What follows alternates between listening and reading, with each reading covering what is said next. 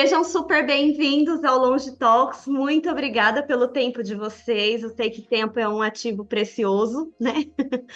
Então, boa noite, Martin, doutor Boa Emílio, noite. doutor Zenger. Boa noite, Eli. Noite, boa Boa noite. noite. Doutor Emílio, só para colocar um pouquinho de contexto, né? O doutor Seixas já participou com a gente, o Martin também. A sua participação hoje é um enorme prazer. Eu deixo com vocês para a gente poder falar um pouquinho sobre isso, né? E também aí, cada um dentro da sua fala, colocar um pouquinho da sua visão sobre esse tema. Ikigai é o tema que eu, como japonês, porque Ikigai é um termo japonês, né? Que é propósito de vida, motivação para a vida. E exatamente o Ikigai no Japão é considerado o grande fator de longevidade, né?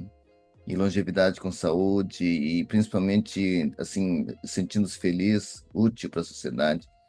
E esse Ikigai, eu acho que é uma coisa que hoje em dia virou internacional global, né? Tem tantas coisas globais, e o João sempre fala que se tem uma coisa global é o envelhecimento do mundo, né?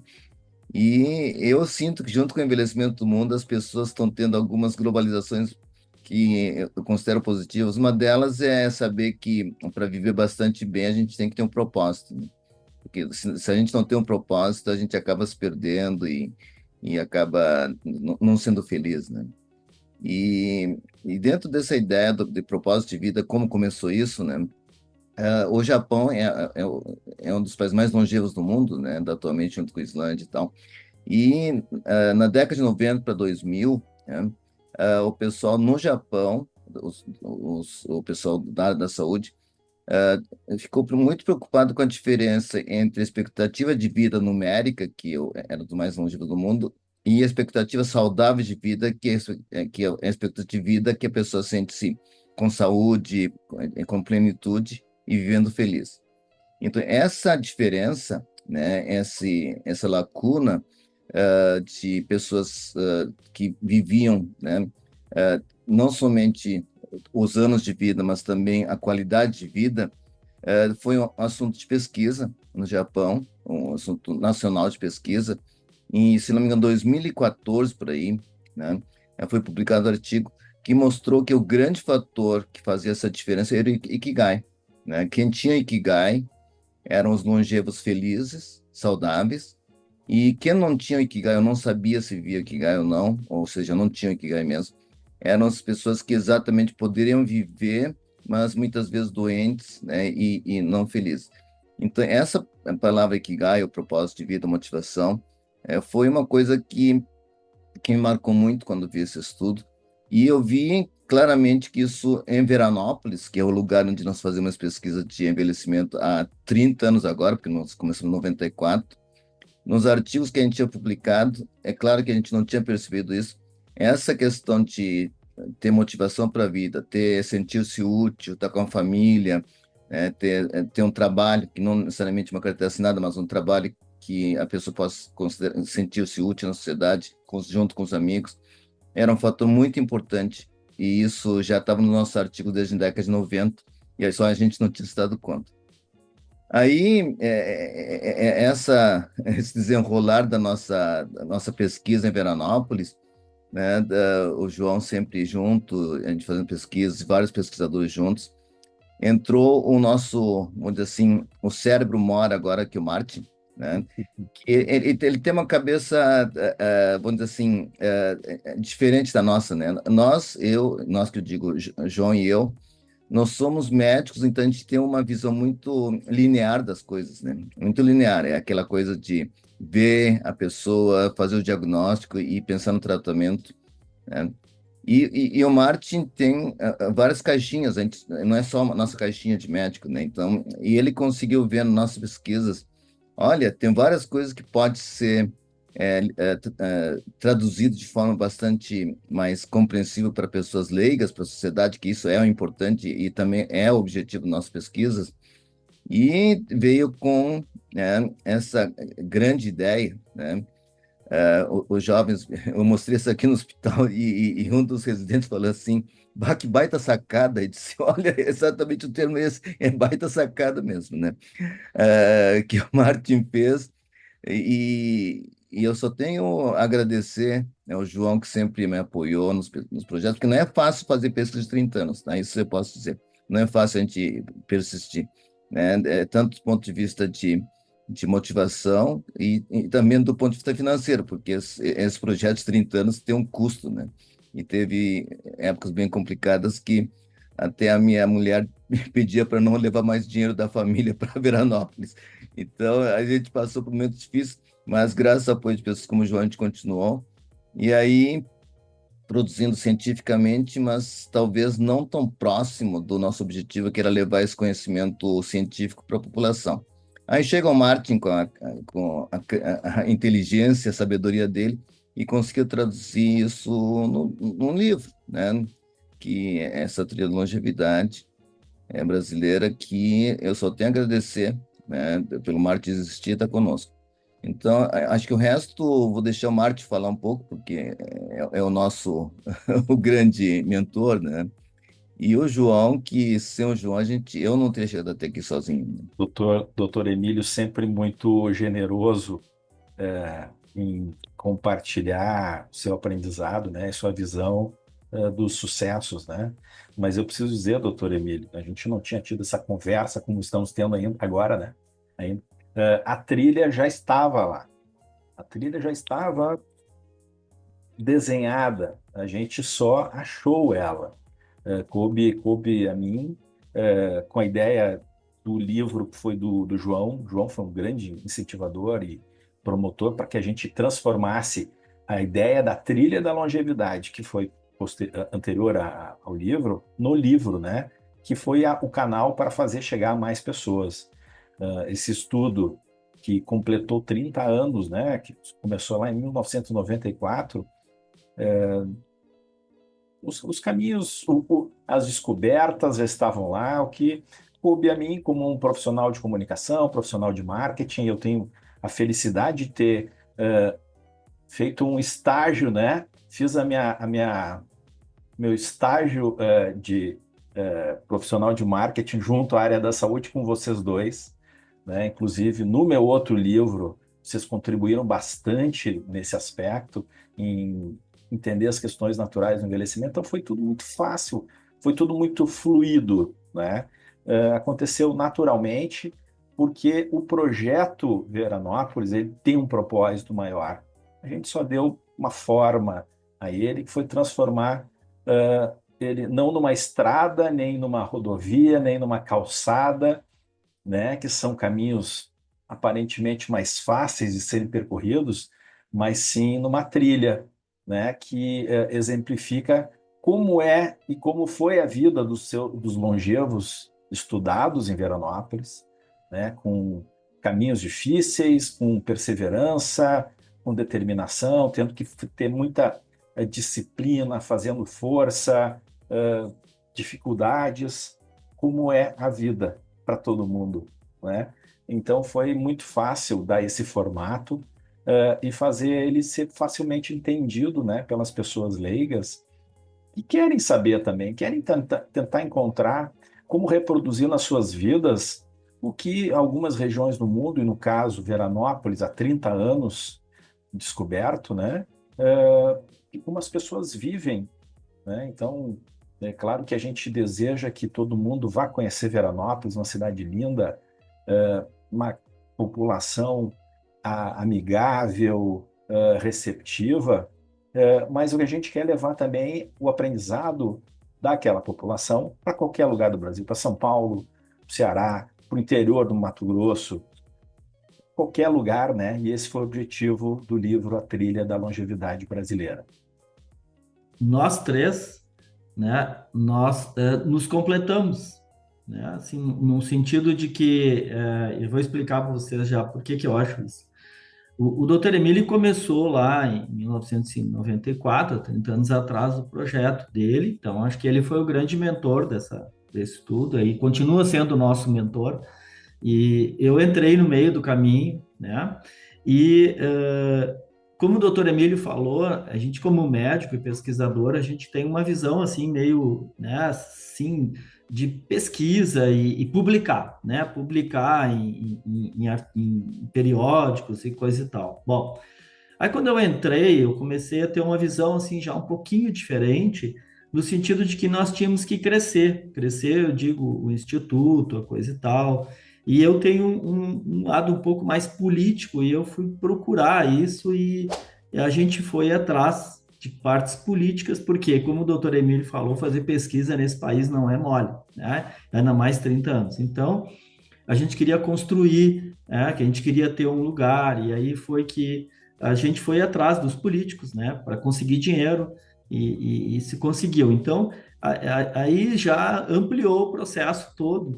E nesse processo, acabou que nós conhecemos, né, o Martin é da minha cidade, então a gente já tinha, né, teve um vínculo, e ele foi se entrosando. E o Martin, como o doutor Emílio falou, tem uma visão já um pouco diferente das coisas, né? Ele não é aquela coisa reta de pesquisador, e o Martin tem essa empresa que ele trabalha com esse mercado 60 a mais. Então, ele viu que a gente tinha que levar isso, essas pesquisas para o público, né? Bom, aí lá, quando eu entrei lá, que eu fiquei diretor do Instituto, eu tinha na cabeça que nós tínhamos que lançar coisas, né? Aí a gente lançou um primeiro livro que está aqui, né? Que vocês estão vendo ali, que é Lições do Projeto Veranópolis, ok? O que a gente fez aqui? Isso aqui foi, um pouquinho aqui, que eu não me lembro mais exatamente que data foi, mas eu acho que isso foi 2022, tá? Então, faz 2 anos atrás que a gente lançou. Mas o que é isso aqui? Isso aqui são as pesquisas que foram feitas. A gente convidou alguns dos pesquisadores para que eles escrevessem um capítulo sobre a pesquisa feita, né? Bom, legal. Ficou um livrinho legal, mas eu pedi que eles escrevessem numa linguagem acessível, né? Para que a gente pudesse devolver isso para a população de Veranópolis, porque no outro programa que eu participei aqui com vocês, eu expliquei para vocês que Veranópolis é uma cidade sui generis. As pessoas têm o maior orgulho do mundo de participar das pesquisas, né? Então, a gente queria trazer isso e devolver para eles né, muitas das pesquisas. Mas eram as pesquisas. E aí foi que o Martin, já vendo isso aqui, o Martin viu que a gente poderia traduzir isso numa linguagem mais acessível ainda do que essa ali, onde era a tradução de pesquisas, né? Era uma tradução de pesquisa num linguajar mais popular, mais leigo.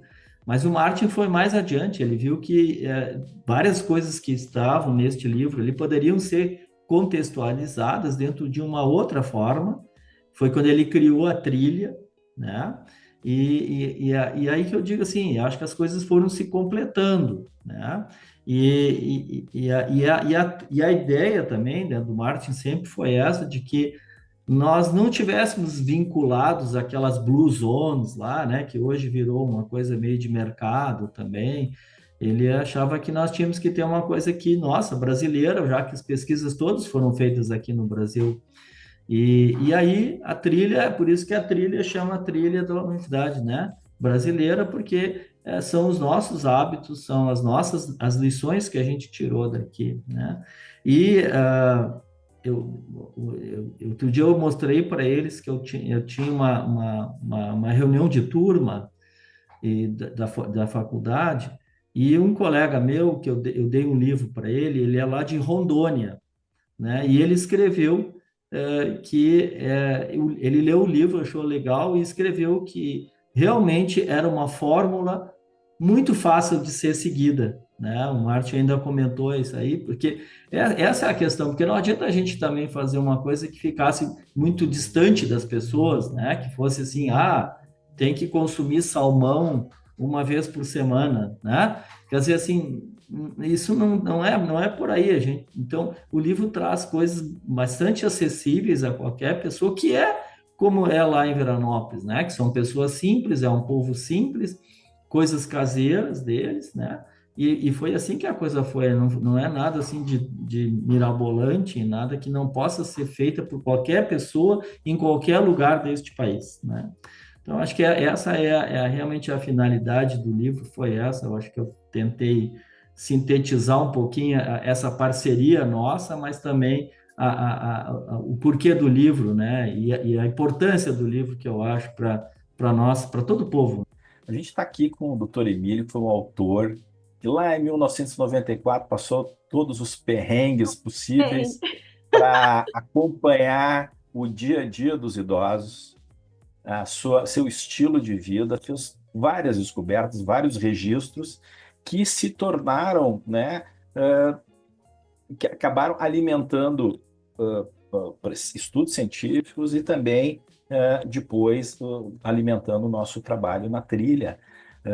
Eu acho que ia ser bem legal se ele contasse como foi essa convivência, né, e como foi esse olhar do médico, do cientista, do homem, entendendo como aquelas pessoas estavam vivendo e tendo sucesso no seu estilo de vida.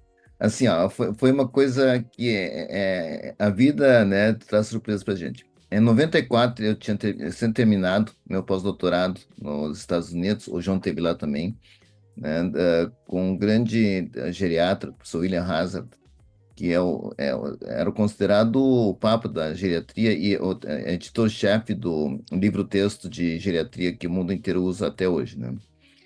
E quando terminei o meu fellowship, meu pós-doutorado, ele tinha me dado uma missão. Olha, volta para o Brasil, né, e descobre o lugar mais longevo do Brasil e descubra no Brasil o que que é importante para viver bastante bem. Porque vocês já leram, né, e a gente estudou e lia trabalhos da Europa, Estados Unidos, do Japão também.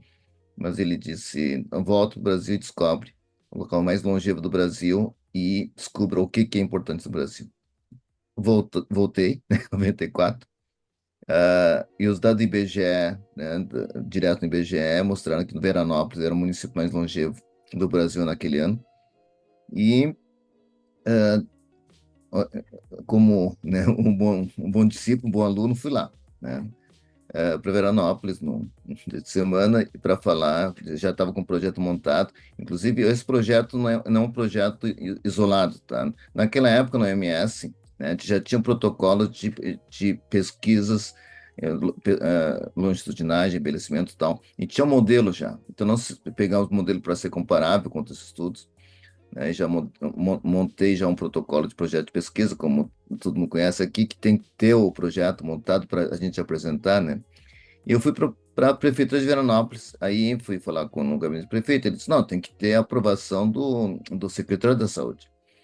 Aí eu disse, então tá. Então fui no gabinete do secretário da Saúde e quando abro a porta do secretário da Saúde, para minha surpresa, o secretário de saúde naquela época, naquela gestão, era o Dr. Valdemar de Cali, que tinha sido meu amigo, colega na residência, né? Ele era contratado e residente, e nós ficamos muito amigos naquela época, né? E quando entrei no gabinete dele, ele me perguntou, Emílio, o que está fazendo aqui? Eu que te pergunto o que está fazendo aqui. Não, eu sou secretário da saúde. E aí, o que tu vinha fazer aqui? Eu vim pedir para fazer uma pesquisa aqui em Veranópolis sobre longevidade, porque é o município mais longevo e tal. Aí ele ouviu o projeto. Olha, eu acho legal, mas aqui em Veranópolis tem um hábito, né? Aqui é uma cidade de italianos, todo mundo vai para a igreja no domingo. As coisas importantes para a comunidade são todas decididas na missa de domingo às 10 horas. Eu disse, como? Tem que apresentar e aprovar esse projeto para ser feito aqui, né, na missa das 10 de domingo. E eu achei muito estranho, mas eu disse, tá bom, tá bom. E aí eu me lembro uma coisa também que dificilmente eu me lembro bem, mas eu acho que muita gente não sabe. E naquele dia ele me levou para almoçar no restaurante lá de Veranópolis. E eu almocei, olha, esse aqui é o que o pessoal aqui come, né? Aí era polenta, massa, um monte de assim, coisas que tinha bastante gordura. Disse, esse negócio não vai dar certo. Eu estava acostumado com dieta japonesa, longeva e tal. Disse, não, esse negócio não vai dar certo. Mas tudo bem, né? Eu volto no domingo aqui e eu voltei para missa de domingo, né? E ele mesmo já tinha falado com o Frei, né? Aí o Frei falou no início da missa: olha, tem um médico japonês aqui que quer estudar a gente aqui, por que que a gente vive. Então ele vai falar aqui, isso na hora do sermão, né? Para ver se a gente aprova ou não. E aí eu, né, todo nervoso, subi no púlpito. Eu me lembro muito bem. Naquela época, é uma igreja antiga, não sei se sabe, púlpito, tinha as colunas da igreja, né? E o negócio assim, meio serpenteia, e tem um lugar, um altarzinho assim, no meio da coluna para a gente falar de cima. Aí eu subi ali, aí eu falei o que que era o projeto, né? Sei lá, deve ter falado uns 10, 15 minutos. Aí desci, aí o Frei subiu. Pessoal, agora nós vamos aprovar ou não, né? Se nós vamos aceitar esse médico japonês fazer pesquisa aqui em Veranópolis com a gente, ou não, porque é nós que decidimos coisas aqui. Aí ele disse: olha, se vocês aceitam e vão deixar o médico japonês fazer trabalho aqui, pesquisa aqui, vocês fiquem sentados. E quem for contra, se levante. E aí acho que não passou 2 segundos, né? Acho que não deu nem tempo para alguém se levantar. Eu pensei, levanta, disse: tá aprovado. Ninguém se levantou, tá aprovado. Aí assim que começou o Projeto Veranópolis, né? Então assim, o Projeto Veranópolis começou no ambiente sagrado, né? Para a população. E já na saída da igreja, muita gente já veio falar comigo.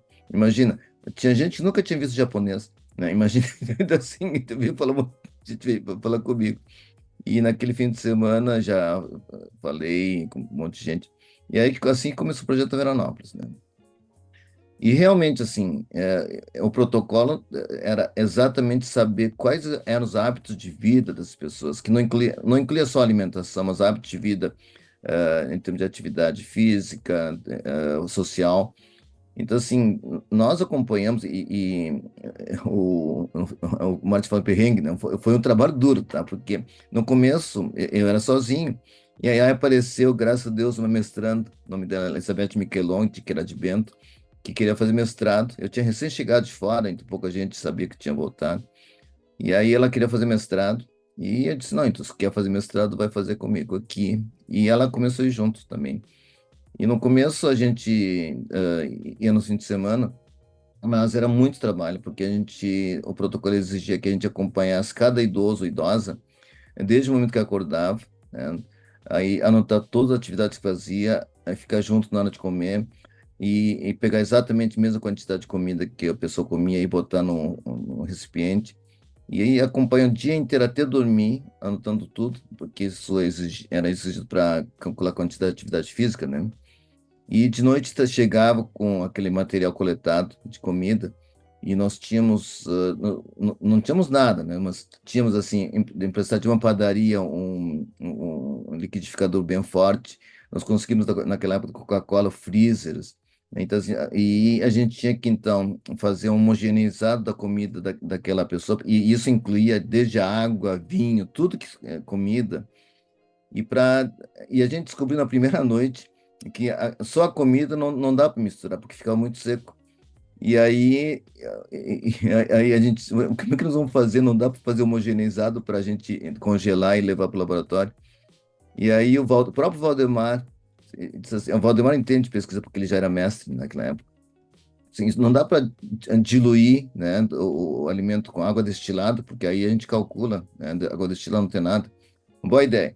Só que assim, imagina só, Veranópolis, cidade do interior, onde é que eu vou conseguir água destilada, né? E, olha, eu me lembro naquela época, a gente esgotou a água destilada de bateria de todos os postos de gasolina da região. A gente foi para todos os postos de gasolina da região e compramos todas as águas destiladas que eles tinham para bateria.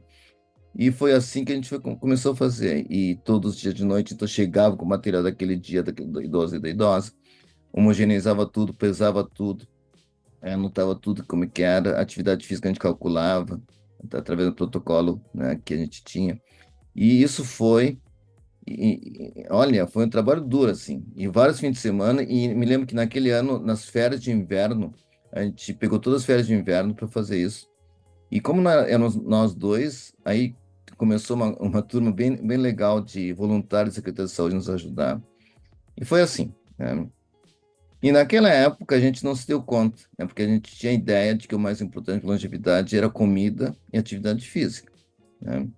Só que assim, ao mesmo tempo que a gente ia escrevendo o que eles faziam, né, a gente via que tinha muita interação entre os membros da família, né, com os amigos, né, interação com outras gerações, porque algumas famílias moravam 4, 5 gerações juntas na mesma casa, né, e a gente foi descrevendo isso, tá? E a partir disso foram saindo vários artigos sobre a dieta, atividade física, e a gente escreveu também a importância da família, inclusive acho que o João vai se lembrar do artigo do Flávio Xavier, que mostra claramente que uma das coisas mais importantes era a relação da família, amigos, né?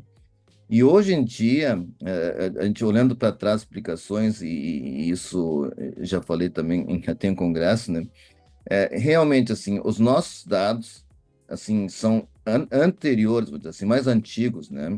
Que os dados do Blue Zones, que o pessoal tem até, né? Já tem uma marca Blue Zones, já tem programa no Netflix, né? Com um documentário Blue Zones. Mas tudo que eles falam lá, a gente já tinha publicado sobre isso, né? Só que a gente tinha, como, né, já falamos, eu, João, com cabeça de pesquisador, né? Publicando artigos científicos, sem ter um linguajar, vamos dizer assim, boa para comunicar aos leigos, né? E aí chega o Marte consegue fazer isso, né? E olhando para trás, e meus colegas já comentaram isso, que eu já falava sobre essa questão da importância da família, dos amigos e tal, antes do pessoal do Blues Zones começar a falar sobre isso, e também de outros estudos no mundo inteiro, mostrar que para a longevidade era importante, né, não somente uma boa alimentação, atividade física, repouso, mas principalmente um bom relacionamento com as pessoas. Isso hoje em dia é universal, né? E a questão de Ikigai entra aí também, porque no Japão se descobriu que não era somente dieta e comida, atividade física, porque no Japão é um país muito homogêneo, eles comem quase tudo igual e fazem quase a mesma atividade física, e o que realmente fez a diferença era ter um propósito de vida, motivação para a vida, ter um bom relacionamento com as pessoas, porque ninguém vive sozinho, né? Ninguém tem propósito sozinho, né? Então, eu fico muito feliz que nessa caminhada de 30 anos, né, que a gente teve. E eu agradeço ao João, porque nos últimos anos as coisas não têm sido fáceis e João tem sido um grande apoiador no meio de tudo isso, né? Aliás, a nossa parceria começou mesmo nos Estados Unidos, né? Porque eu estava fazendo meu pós-doutorado e ele foi me visitar lá porque não porque ele queria falar comigo, mas ele queria falar com o meu chefe, William Hazard, né? Que era o cara mais importante de geriatria naquela época, o papa da geriatria. E o João foi lá, né, destemido, foi lá sozinho, né, pedir estágio com o William Hazard, conseguiu, ficou lá. E aí, e naquela época eu me lembro que eu ficava só no laboratório fazendo pesquisa e tal, e minha mulher, que estava grávida da nossa filha mais velha, era ela que levava o João para tudo que é lugar, porque lá tem que ter carro, né, para para se locomover. E ela que ia buscar o João no hotel e levava para o laboratório e tal. E aí a gente começou com uma amizade bem legal e até hoje nós continuamos, né? Então, só para mostrar que realmente, assim, não somente as pesquisas mostram que a amizade e bons relacionamentos são importantes para a vida, para a longevidade e para a gente ser feliz, mas realmente entre nós também, né? E a vida ficou mais colorida com o Martin também, né? Porque o Martin que foi que trouxe um pouco mais de cor para a nossa vida, porque eu diria assim, a nossa vida de pesquisador é preto e branco, né? Preto e branco que eu digo é P e menor que 0,05, ou seja, é significativo, não significativo. Acho que tu que é gerontólogo entende. Tá? A vida, o nosso, nossa cabeça, né, a mentalidade pesquisador é preto e branco, né? Mas só que do Martin, desde o começo foi colorido. E ele começou a falar coisas que eu não me dei conta, mas que achei. Eu comecei a ficar motivado. Eu já estava meio, eu não digo cansado, mas assim, já sabia de tudo, quase tudo que tinha sido feito, mas não saía nada de novo, né? Não saía nada de novo. Aí quando o Martin entrou e começou a falar com a gente, a coisa começou a tomar cor, né? E esse filme colorido foi essa trilha, né? Certamente. Então, assim, eu agradeço o Martin também, né? Ao João pela possibilidade que a gente teve de continuar até aqui, e nós vamos continuar juntos, certamente, enquanto permitiu Marte para dar, que deu esse colorido para a nossa pesquisa, que era preto e branco, né? E ficou muito, muito mais legal. Então, eu quero agradecer muito a participação de cada um de vocês, o tempo de vocês. Agradeço pela Eli também, com certeza ela está muito grata de vocês estarem aqui. Então, gente, muito obrigada pelo conteúdo que vocês passaram aqui, pelas histórias. Acho que é isso que também enriquece todo o conteúdo, a gente saber o que está por trás, né? Então, quanto trabalho, quanto esforço, quanto dedicação, isso tudo é muito importante. Então, eu só tenho a agradecer. Muito obrigada. Boa Tá noite para bom, vocês. Boa noite, tá obrigado. bom, tudo de bom.